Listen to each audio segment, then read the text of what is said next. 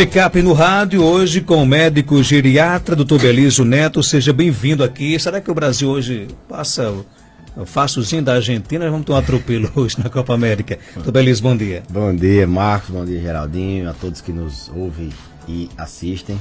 Acho que hoje é jogo duro, mas como o Brasil fez aquela presepada no último jogo, eu acredito que hoje vai partir para dentro da Argentina, até porque a Argentina sem técnico, tão meio balançado, não vão suportar o Brasil hoje não. Ok, abraço aqui o nosso amigo Júnior, lá na cidade, Júnior Maris, lá no município de Serra Negra do Norte, ligou para cá hoje logo cedo, dizendo que vai torcer para o Brasil. Doutor Belísio, a gente recebeu aqui nos últimos dias uma pergunta de uma ouvinte nossa, dizendo o seguinte: qual é a melhor idade para o pai dela parar de trabalhar para não prejudicar a saúde dele? Excelente pergunta, Marcos. Essa é uma pergunta que muita gente tem. Esse dilema de o pai, ou a mãe, ou o avô, ou a avó, continuar suas atividades habituais na mesma intensidade, da mesma forma, incomoda e gera muitas reflexões nas famílias por aí afora, que tem pessoas idosas. A nossa orientação sempre é de respeitar o indivíduo, né? A gente sabe que enquanto ele tem lucidez, quem decide a vida certo ou errado é o paciente, é a pessoa que está recebendo, sendo perguntada. Logicamente que os familiares têm um grau de responsabilidade, os cuidadores também, para não colocar esse idoso em risco. Não é a mesma idade, não é a mesma coisa de uma pessoa em outra idade, por exemplo, se colocar num risco de queda, se expor a subir árvore, a subir bancos, não é a mesma coisa. O osso do idoso ele é mais fraco, então ele tem um risco de fraturar maior. Pelo contrário, a gente também não recomenda parar de vez. Tudo na terceira idade é aos poucos. Então vai depender muito da doença que o paciente tenha, das doenças que ele tenha. Se é uma doença cardíaca, a intensidade da atividade vai ser essa ou aquela. Se é uma doença da visão, e ele pode dirigir ou não pode. Se ele tem uma demência, se ele esquece das coisas, ele pode ter a responsabilidade de fazer isso ou aquilo. Se é uma doença óssea, uma artrose que possa limitar ele fazer certas atividades que exerçam impacto em alguma articulação, e isso cause dor e piore outras coisas, se sobe a pressão, se sobe diabetes, ele passa muito tempo sem se alimentar, vai trabalhar na roça e toma medicamento para diabetes, e quem toma medicamento para diabetes não pode passar muito tempo sem se alimentar. Então a idade de parar, de diminuir ou mesmo de se adaptar é bem individual. A gente sabe que o envelhecimento ele é bem heterogêneo. Tem gente com 90 que tem uma capacidade vital de funcionar igual uma pessoa de 50, 60, já tem outros de 60 que não tem uma capacidade de uma pessoa de 90. É bem heterogêneo, depende das doenças que o paciente porte ou não porte, e depende da intensidade dos riscos que esse paciente esteja sido colocado em risco, já que existe um processo de envelhecimento em curso. Ele escuta menos, ele enxerga menos, ele tem menos sabor, ele tem uma capacidade de raciocínio menor, ele está mais suscetível a algumas doenças que possam prejudicar a funcionalidade dele e podem torná-lo dependente. Dependente não significa necessariamente dependente total, mas ele pode ficar dependente às vezes de uma coisa simples, de tomar os medicamentos dele. Então, a hora de parar é uma questão bem que está no dia a dia das pessoas que têm idosos em casa, e é sempre um motivo de reflexão. E eu sempre estou recomendando não parar, a gente adaptar ele a alguma função, porque se parar, aí atrofia cérebro, músculo, e o indivíduo tende a entrar naquela bola de neve que termina em cima de uma cama dependente total para tudo. Agora, o corpo, ele avisa, por exemplo, a hora ideal para parar? Você consegue perceber alguns sinais? Na verdade, Marcos, a gente, quando passa de 50 anos, a gente começa a perceber alguns sinais de reserva no envelhecimento, aliás, de reserva funcional menor. Não existe assim uma coisa que você percebe e diz, agora eu não posso mais fazer. Isso seria muito simplista, né? na verdade, a gente orienta sempre as pessoas quando forem envelhecer, ter um acompanhamento. Isso faz parte de prevenção. Prevenção não é só você se alimentar bem e você fazer atividade física, não. Prevenção também é você ter uma regularidade de visitas ao médico, né? Então, acompanhamento, eu sempre digo, geriatria é acompanhamento, é você não só ir quando tem uma gripe, não só ir quando está com a crise de tontura, você ir também regularmente, depois dessa tontura e outras vezes ficar, e é nesse acompanhamento que a gente identifica, quando a família diz, meu pai, ele se perdeu 2 vezes, ele dirige ainda, tem a capacidade de dirigir, é quando a família vai pedir uma opinião médica e a gente vai tentar avaliar esse paciente se ele ainda pode dirigir. Meu pai ou minha mãe ainda trabalham muito, será que esse trabalhar muito não é mal? Aí a gente vai ver se realmente é muito, se realmente aquele muito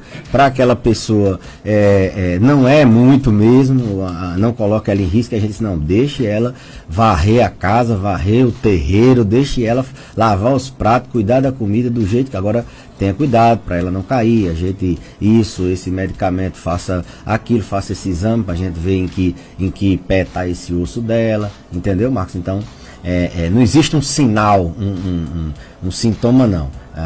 O profissional ou mesmo o paciente vai percebendo que as reservas dele, nem tudo é de ruim também. Lembrar que o paciente idoso ele tem uma experiência, então ele tem capacidade de decidir certas coisas melhor do que o adulto jovem. Então nem tudo piora, não. A capacidade de decisão ela é melhorada.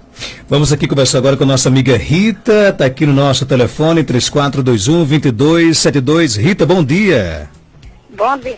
Tudo bem com você? Tudo bem. Você fala de onde, querida? Aqui do Paulo VI. E aí, qual a sua pergunta para o Dr. Belísio Neto? Doutor Belísio, meu pai fez uma cirurgia de próstata. Foi um sucesso. Vai fazer 3 meses. Mas agora ele está com perda de sono e com muita fraqueza nas pernas.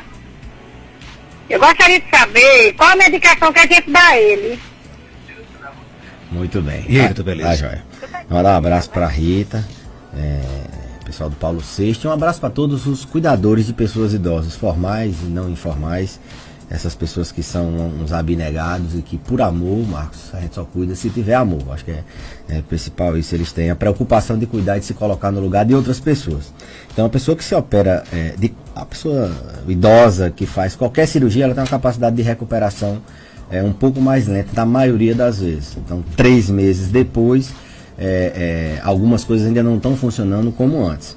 A questão dele ainda tá andando pouco, tudo isso aí, depende muito da liberdade, do grau de liberação que o cirurgião recomendou.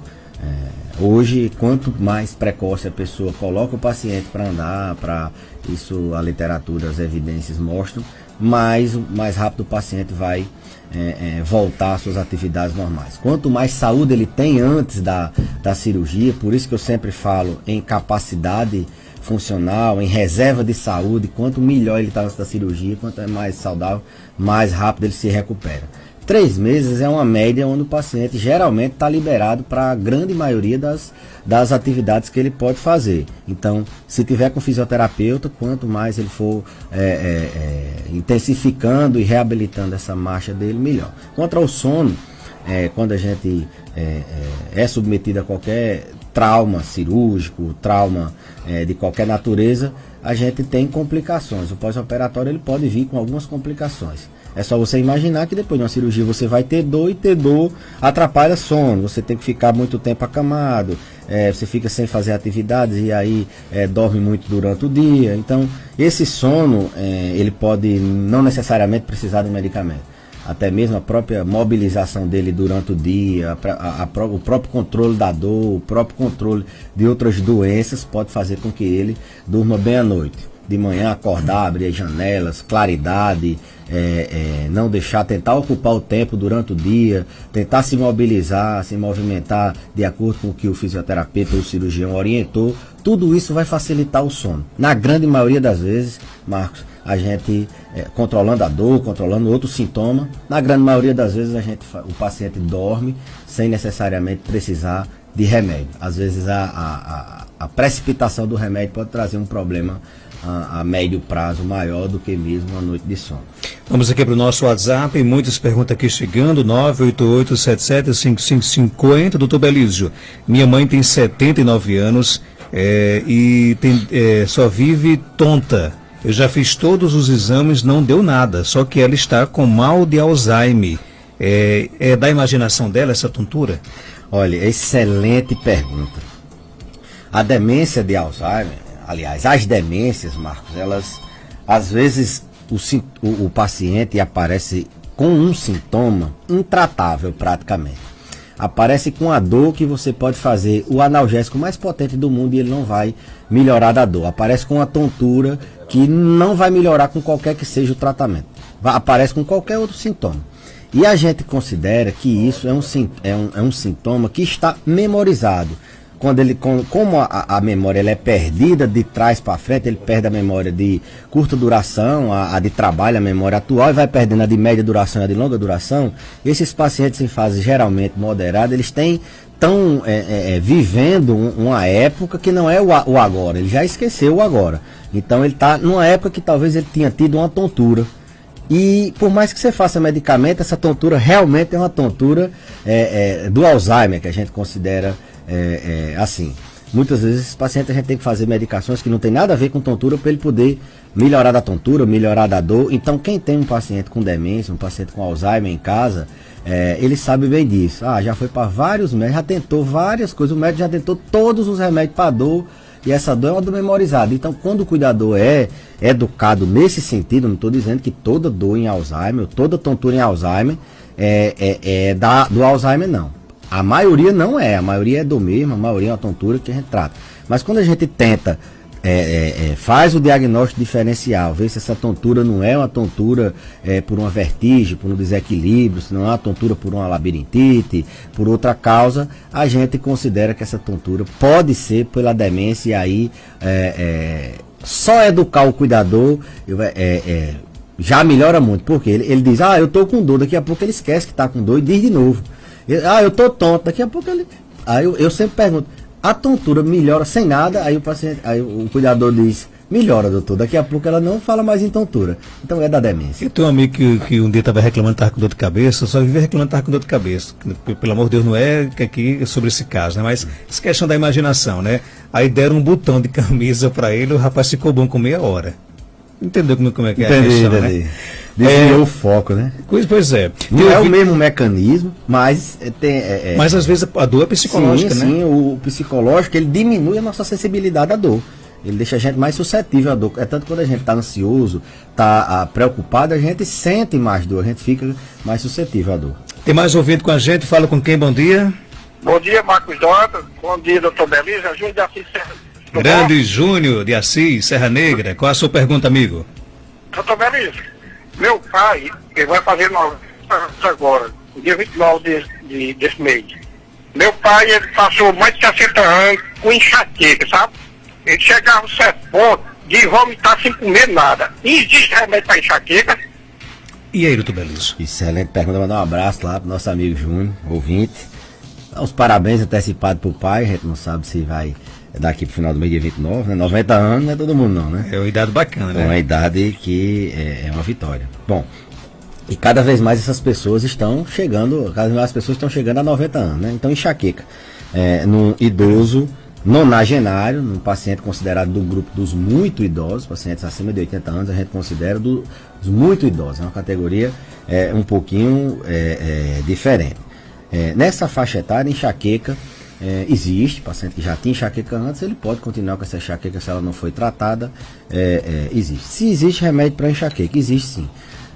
Boa parte das enxaquecas ela tem uma associação com alimento, Marco. Tem alguns alimentos que precipitam crises de enxaqueca, tem a forma de alimentação do paciente que se alimenta pode precipitar. Então, detalhadamente a gente teria que ver o que é que ele se alimenta direitinho, o que é que precipita, qual a hora que precipita. Algumas outras coisas precipitam crises de enxaqueca, como insônia, como alguns problemas de saúde. Mas existe sim medicamento que a gente modula a dor, a gente diminui a quantidade de dor que o paciente tem por semana ou por mês, até tentar zerar essa quantidade de crise de enxaqueca. E os medicamentos também têm o objetivo de diminuir a intensidade que essa dor dá. Quando tem a crise, se a dor é muito forte, está associada a enxaqueca, a outras coisas, então tem remédio. O objetivo desse tratamento com remédio é esse, diminuir frequência e diminuir intensidade. Mas lembrar aqui pelo rádio que boa parte das enxaquecas, elas têm um caráter de facilitação por alimentos. Alguns alimentos, por exemplo, o álcool facilita muito enxaqueca, a cafeína facilita enxaqueca, alguns derivados do vinho, eles falam o tanino, ele facilita enxaqueca. Então tem que se dar uma orientada nesse aspecto alimentar também. Pergunta aqui chegando, tenho 56 anos de idade, eu posso tomar AS? Não. Resposta curto e direto, né? Curto e direto. Não. A gente olha, o AS, ele só deve ser medicado para quem precisa tomar AS. A AS tem seus efeitos adversos, a aspirina. Quais são? Risco de sangramento. Quando a gente vai fazer qualquer procedimento dentário, cirúrgico, para o AS 7 dias por causa do risco de sangrar. Ele afina o sangue. Na época dessa de dengue, tá tendo dengue por aí, o risco de dengue hemorrágica é alto. Então, não se toma AS sem precisão. Dos anti-inflamatórios, o que causa mais alergia é a S-dipirona. Então, o risco de ter uma alergia. E o AS, ele causa irritação gástrica e os pacientes eles podem sangrar ou desenvolver uma úlcera. Então, ninguém toma AS sem precisão. Agora, o paciente que tem um risco cardiovascular alto, que ele tem necessidade de tomar o AS, para que serve o AS? Nesses casos que os pacientes são para afinar o sangue, eles dizem, para prevenir infarto e para prevenir AVC. Mas tem o perfil de paciente. Se fosse assim, o governo botava AS na caixa d'água, para todo mundo tomar AS se não tivesse nenhum risco. E não é bem assim. Essa é uma medicação selecionada. Eu vou tomar um AS para prevenir um infarto ou um AVC. Mas aí você pode ter uma hemorragia cerebral, você pode ter uma hemorragia no estômago. Então, a gente prescreve muito AS para prevenção de infarto, para prevenção de AVC, por causa que o risco é superado pelo benefício nos pacientes que têm alto risco. Mas quem não tem, tomar por conta própria, tá correndo um risco de só ficar sujeito aos efeitos adversos, não se beneficiar. Ok. Depois dessa resposta, eu jamais... Estava tomando AS, Não, eu diria assim, numa situação como essa, que a nossa ouvinte fez a pergunta, depois de uma resposta como essa, eu parava imediatamente, né? E a ideia é essa. Essa é uma coisa que eu posso dizer pelo rádio. Se ela está tomando sem orientação médica, sem estar em quadro, foi um médico que passou, ele passou pensando, pesando o risco-benefício, o benefício vai superar. Mas você está tomando porque existe muito isso. O vizinho está tomando porque o médico disse que evitava infarto. A história foi contada pela metade. Porque evita o AVC. O AS afina o sangue, disse que é bom. Vê na internet que AS é isso. E não vê os riscos. A gente que está do outro lado, cuidando também das consequências. Obrigado, minha amiga. Você chegou atrasado hoje. Não, tá em dia. Então, o AS, quando ele é passado de forma não criteriosa, ele pode, a gente que está, como eu disse, do outro lado, recebe paciente na UTI com hemorragia digestiva por causa de AS se misturando com outros anti-inflamatórios, porque está tomando AS sem precisão. Lá na nossa UTI a gente recebe muita hemorragia digestiva, recebe paciente com úlcera, com dor no estômago que está tomando AS sem precisão e sem proteção. Quando a gente vai fazer também a gente protege. Acho que eu fui muito contundente, não fui, Marcos? Mas foi ótimo. Isso é a transparência que o quadro realmente exige, né? Tem mais pergunta aqui chegando, bom dia. Marcos Janta, aqui é a Rosalina de Serra Negra. Marcos Janta, por favor, pergunta aí o médico, eu sei que ele está só para idoso respondendo. Mas pergunta aí a ele, eu fiz esterectomia, eu tenho perca de sono, será que foi devido à esterectomia? Será que ele pode responder, por favor, pergunta aí a ele? Um abraço para você, querido, e aí, doutor Baliza? Esterectomia foi total, tirou os ovários e aí tem um risco de a mulher ter alterações hormonais, né? Ela fica menopausada, como é que eu posso dizer, cirurgicamente, não naturalmente. E tem todos os sintomas que a menopausa, a baixa do hormônio feminino, que acontece entre 45 e 55 anos, e um desses problemas é a insônia. A transição menopausal, cirúrgica ou não, a menopausa, ela deixa a mulher mais suscetível, mais vulnerável a doenças como ansiedade, depressão e insônia também. Então, pode sim ser da menopausa, se ela não estiver fazendo reposição hormonal, se ela tiver feito uma esterectomia total, pode sim. Então, é colocar em prática as medidas de higiene de sono que a gente está sempre falando por aqui. Fazer uma atividade física pela manhã, evitar café ou outra bebida estimulante no horário da tarde, procurar um lugar só para dormir, não ficar descansando no mesmo lugar que dorme, tirar televisão, rádio, internet, carregador, tudo de dentro do quarto para concentrar-se na hora do sono. Se tiver preocupação, quando vai se deitar, pega um bloquinho e anota aquelas preocupações e coloca do lado.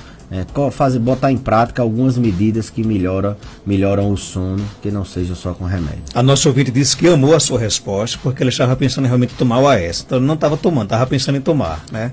Coisa graças boa. A Deus, graças a Deus. Olha, as pessoas que estão tomando o AS, que foi prescrito, que foi pesado o custo, o risco-benefício, foi passado pelo médico, não é para parar. A ouvinte perguntou porque ela tomava. Porque estava pensando em tomar, pensando em tomar, exato. Tem mais pergunta aqui, bom dia. Bom dia, doutor Belis.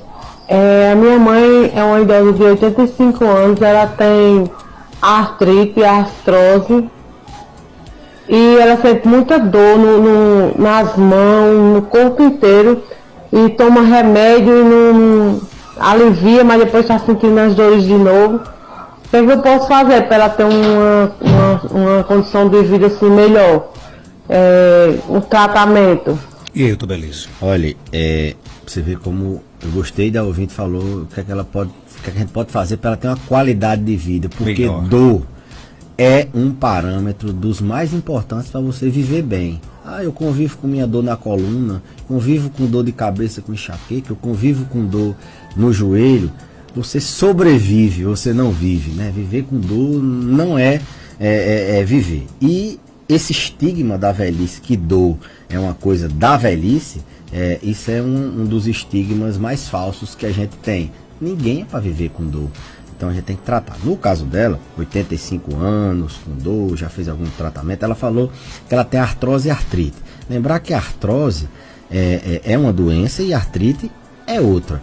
A artrose é um desgaste da articulação, da cartilagem, daquela parte lisa, que com o tempo vai acontecendo, e esse desgaste faz com que as juntas comecem a diminuir e bater osso com osso. Resumindo, seria isso. Isso causa dor, isso causa muito incômodo e limitação para os idosos. A artrite é uma doença inflamatória, autoimune, que tem uma característica de dor pela manhã, as mãos incham, ficam rígidas pela manhã e dá muita deformidade nas mãos. Tem outros sintomas que não são só nas juntas. Eu acredito nessa faixa etária aqui muito mais comum a artrose. Pensando em artrose, o tratamento de artrose ele passa 50% por coisa não medicamentosa. Por exemplo, se for uma artrose de joelho, Marcos, fortalecimento da musculatura das pernas, principalmente da coxa, diminui muito. Fazer musculação para as pernas. Não necessariamente uma pessoa precisa fazer musculação na mesma intensidade que, por exemplo, Geraldinho faz na academia com não sei quantos quilos. Ele não faz nenhuma. Mas orientada pelo educador físico. Então, um impacto muito grande fazer exercício para fortalecimento das pernas para uma artrose de joelho. No caso de artrose de mãos, existem alguns medicamentos que a gente modula a dor. Então teria que ver. Gelo ajuda muito se for artrose, compressa fria de manhã, de tarde, de noite. Mas fundamentalmente não se frustrar e não parar sem que essa dor tenha cessado. Vai se precisar várias vezes ao serviço de saúde e diz: olha, meu pai continua, ou minha mãe continua com dor, o que é que pode se fazer? A gente tem um arsenal para tratar dor muito amplo, mas que, como eu disse, limita 50%, porque esses grande Sidney Silva, vascaíno, que está aí sofredor, né? Sofredor, chegou aqui nos estúdios. Então, Marcos, a artrose de mãos... tem inveja de quem é vascaíno, como é que pode uma coisa dessa? Você vê que nível a gente tá. Mas eu tenho culpa se o Vasco não faz por onde? Vamos Então, aqui respeitar os vascaínos também, né? Que nos escuta, né? Vamos respeitar. É nosso vice eterno. Então, a artrose de mãos, como eu disse, a gente tem um arsenal terapêutico, de mão não, a osteoartrose em geral, tem um arsenal de medicamentos muito amplo. A gente pode tentar uma vez, 2, 3, 4, mas uma hora a gente tem que deixar o paciente sem dor. Vai diminuindo a frequência, vai diminuindo a intensidade, melhorando a mobilidade, mas não, se 100% não é remédio só, Marcos. Principalmente numa paciente de 85 anos, que deve ter outras doenças, e os remédios podem interferir. A gente precisa do tratamento não medicamentoso, que é com fisioterapia, é com acupuntura, é com exercício físico, é com gelo, é com outras medidas para analgesia que é a fisioterapia. E isso, pelo fato de às vezes ser difícil pelo SUS, pelo Sistema Único, ou ser muito caro, ou o plano não cobrir, isso limita muito o tratamento. Ou pela logística de tirar o paciente de casa ou de levar um fisioterapeuta para lá, mas que é 50%. É metade. Remédio controla mais ou menos a metade. Numa crise a gente até tira tudo, mas para manter a gente precisa desse tratamento não medicamentoso também. Olha, pedir aqui desculpa aqui os nossos ouvintes, muitas perguntas aqui, vamos deixar para a próxima terça-feira para que você possa responder aqui no seu quadro, check-up no rádio. Já guardei aqui todas as perguntas, porque às vezes as pessoas mandam, claro, ficam chateadas, depois apagam, mas já guardei aqui todas as perguntas para que a gente possa fazer aqui na próxima terça-feira. Obrigado pela sua participação, até terça-feira, se Deus quiser. Eu que agradeço e até a próxima terça, com a bênção de Nossa Senhora de Santana.